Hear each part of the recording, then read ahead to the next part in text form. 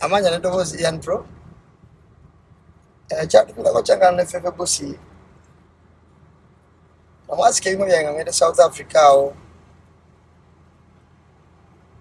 Ya studio ya binsaba mbaya kubanga abako byagiranga jako ngeke siriwo. Ndemo biba byanga wali speakers. Nebyala byene kwa studio.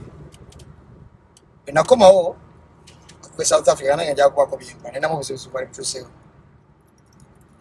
Musabe byumo musajja takwata masimu ga. Musabe byumo musajja takwata masimu ga. Musabe byumo musajja takwata masimu ga. Tenga alude nga yakola ebintu bingi.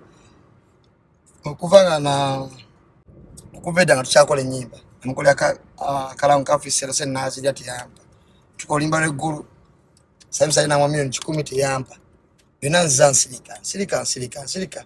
Paka baza nga wiki nyemu nyemu biye ne mwatu ya WhatsApp. Seni mu WhatsApp msema seki. Nigo nga mbulutukinga. Kano chali. Bwena yambanga chali kasubi atana chali nga ye itachi. Manya abayimbi mino ko ike kintu kimbaganda gana.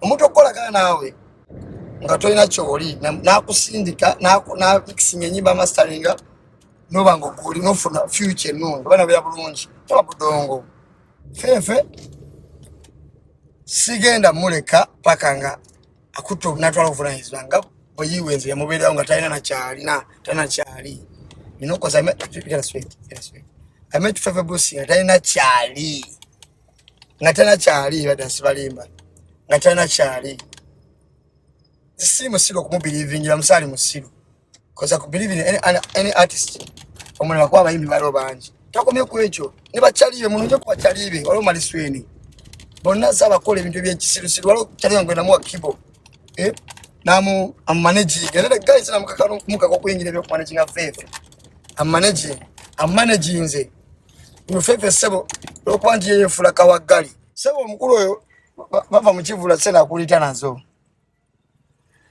bafefo yamanyira ye muntu akusobya yadde okwetonda yadde okunyega okubuulira nti bana ebyansobyeko this happened boy ebyuma byange ogenda bisese mu ogenda simanyi gwe mu buli ngeri fefe manya nze siri fala siri muntu nti sitegeera fefe is high time okule mwana toli small boy ebiwaberanga wamamawo byaggwa fita meka kyokola bakyakusinga nnyo mwana oyo gayo mulaba YouTube biri profession asasula abantu walundeko ati ne fita meka nga bayomba jana buli omwali eyo anjudging gwe judge me accordingly kwa gwe nange byenjogedde buliti kino gendo buze fefe omusajja byagala bituufu ajja kubuli